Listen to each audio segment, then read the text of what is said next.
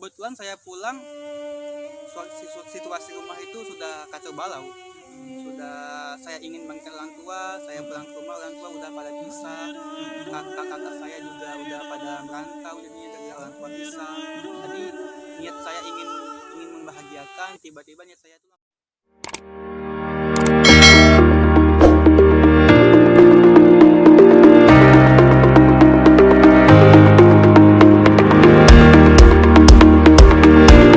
ton gitu.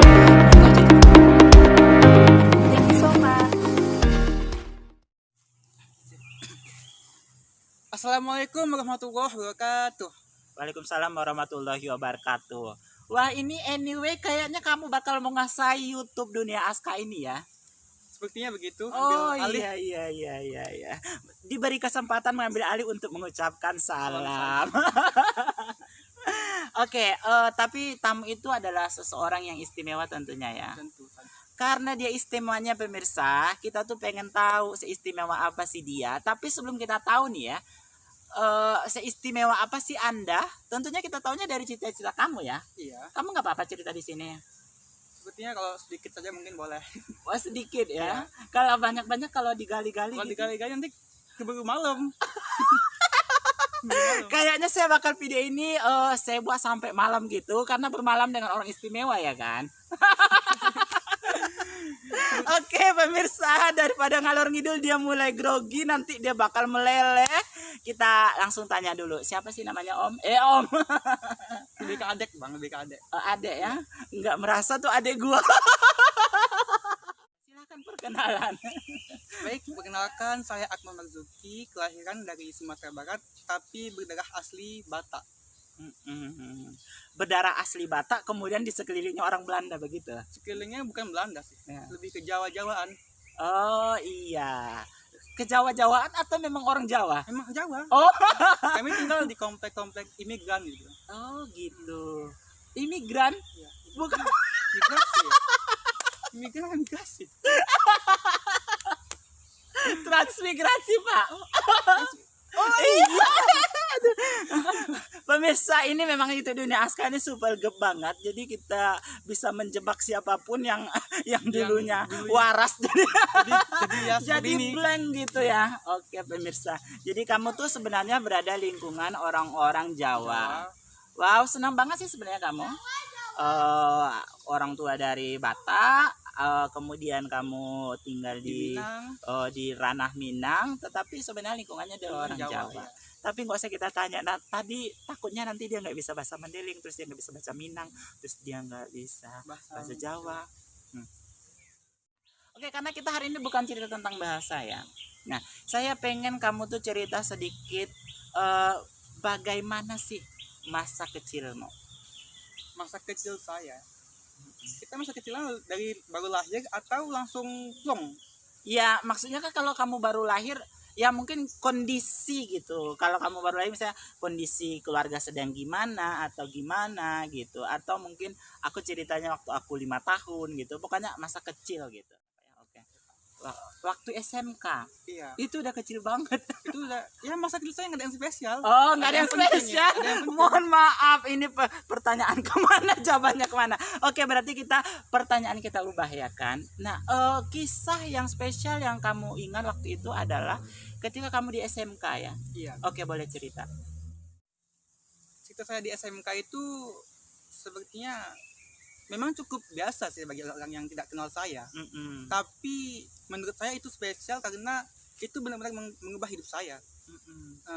Misalnya kayak saya yang dulu tidak peduli dengan agama, kebetulan saya disekolahkan di SMK teknik tetapi mengandung nilai-nilai agama yang begitu tinggi seperti di pesantren. Betul banget. Semenjak itu saya seperti ingin membanggakan kedua orang tua, seperti ingin membuat diri saya itu lebih berarti gitu di mata keluarga saya. Iya, kebayang sih soalnya kan dulu kamu kayak merasa nggak ada yang spesial, terus kamu yang masuk SMK itu kamu diasramakan, kemudian kamu diajari ilmu agama, terus kamu merasa kayak wah aku udah menjadi pribadi yang baru nih gitu Iya. kan, aku udah kayak merasa lebih baik nih Iya, sekarang saya nih rasa gitu. hidup kembali Iya, sih. terus kamu pulang bawa-bawa Tara gitu pas pulang gitu ya. Iya, Kamu pas pulang kamu pengen ngasih tau orang tua langsung kayak gitu, surprise gitu. inginnya sih sebegitu. Ingin seperti itu. Ingin seperti itu. Tapi Terus? saya pulang dari SMK itu pulang Mm-mm. ke rumah Mm-mm. pas puasa pertama di SMK. Mm-mm. Puasa pertama di tahun itu kan Mm-mm. saya pulang, Mm-mm. tapi tiba-tiba waktu pulang itu saya terima banyak masalah jadinya. Mm. Bukannya malah bangga, malah saya makin jatuh, makin patah jadinya. Mm-mm. Masih patah? Udah enggak, Udah, udah. alhamdulillah. Alhamdulillah udah baikan. Kenapa patah? Kenapa? Ini kan belum tergambar sebenarnya apa sih yang terjadi di rumah sampai kamu merasa kayak kamunya yang tadinya semangatnya segini tiba-tiba just nggak ada semangat lagi terus kamu merasa patah. What something happen? Yang terjadi pada saat itu saya yang sedang bangga-bangga ya naik Iya, tinggi-tinggi mungkin sampai terbang sama- mungkin Iya, sama Eh, pemirsa ya iya. bisa ngobrol sama pemirsa. Oke. Bangga banget terus. bangga-bangga banget. Terus kebetulan saya pulang situasi rumah itu sudah kacau balau. Mm-mm. Sudah saya ingin bangkit orang tua, saya Mm-mm. pulang ke rumah orang tua udah pada pisah. Mm-mm. Kakak-kakak saya juga udah pada merantau jadinya gara-gara orang tua pisah. Mm-mm. Jadi niat saya ingin membahagiakan, tiba-tiba niat saya itu langsung tumbang, langsung jatuh, sudah jatuhnya. Mohon maaf ya kita interupsi dulu. Kenapa bisa kamu tuh nggak tahu sesuatu yang terjadi di rumah kamu secara tahun berapa sih waktu itu? Kalau nggak salah saya dulu tahun 2019 ya, atau 2018 ya, sekitaran tahun segitu. Ya itu kan zaman-zaman udah internet banget Pak. Maksudnya mobile phone every single one has that. Gitu. Kenapa kamu sampai tiba-tiba nggak tahu apa-apa di rumah udah nggak ada orang aja udah pada kemana-mana gitu? Kenapa bisa seperti itu? Ceritanya begini, kan waktu di SMK kami memakai sistem itu seperti di pesantren. Mm-mm. Jadi kami tidak boleh memakai alat komunikasi seperti handphone yang Mm-mm. tepatnya kan. Mm-mm. Jadi saya lebih komunikasi itu lebih ke doa dibanding di SMK. Iya betul banget. Jadi hampir nggak pernah ada komunikasi. Pulang kamu dengan hati yang cukup besar dan merasa seperti apa? Ternyata seperti itu. Akhirnya kita tahu ya manusia itu adalah orang yang paling bisa beradaptasi. Betul? Betul sekali. Dulu waktu-waktu awal-awal corona kita seperti putus asa, rasa kita mau mati, tapi kita tetap hidup sampai sekarang kan? Iya betul. Nah, ketika kamu menghadapi masalah itu, kamu merasa sangat jatuh, tidak ada lagi yang perlu kamu ceritakan kepada orang tua karena orang tua entah pergi kemana gitu. Bagaimana cara kamu untuk bangkit dalam situasi itu? Sekarang kamu kan udah nggak sesedih dulu lagi kan? Ya, udah. Iya. Bagaimana cara kamu bangkit dari situ? Menurut saya kalau bangkit itu pasti ya dari sebuah ketika kita jatuh kita pasti bangkit. Tapi sebelum kita bangkit itu kita pasti mengalami yang namanya itu yang biasa-biasa kita sebut dengan galau ya, galau yang mendalam. Itu sebenarnya wajar ya, itu sebenarnya memang proses. Misalnya ada ini kan saya kebetulan laki-laki nih. Laki-laki ya, Ya, boleh kebetulan dibuka? saya Ya. Kan kebetulan saya laki-laki. Iya. Di luar sana pasti banyak nih yang bilang kok laki-laki nangis sih. Iya. Padahal itu memang proses yang wajib Iya, iya. dilakukan supaya Iya. kita bisa bangkit lagi. Iya. Ya karena sebenarnya kita nggak melulu harus selalu kuat atau apa ya. Kita nangis juga bukan berarti lemah kan? Iya, bukan. Iya kan?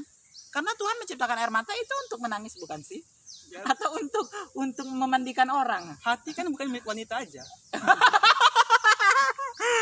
Saya baru tahu yang saya bawa ini masih punya hati ternyata. Asik. Alhamdulillah. Jadi tolong yang masih punya hati juga daftarkan untuk Di bawah daftar ke sini. hati dia. Oke, jadi kamu akhirnya apa sih tadi langkah yang kamu ambil tadi itu? Langkah yang saya ambil kan saya sudah jatuh ini saya galau. Saya rasa ngapain sih diam sini terus, kalau aku gini-gini terus besok udah gede yang selain siapa? Ya kita mikir begitu kan, yang selain siapa? Nggak ada yang mau kita salahin. Kita bisa nyalahin diri kita sendiri aja, kita harus bangkit sendiri. Gitu.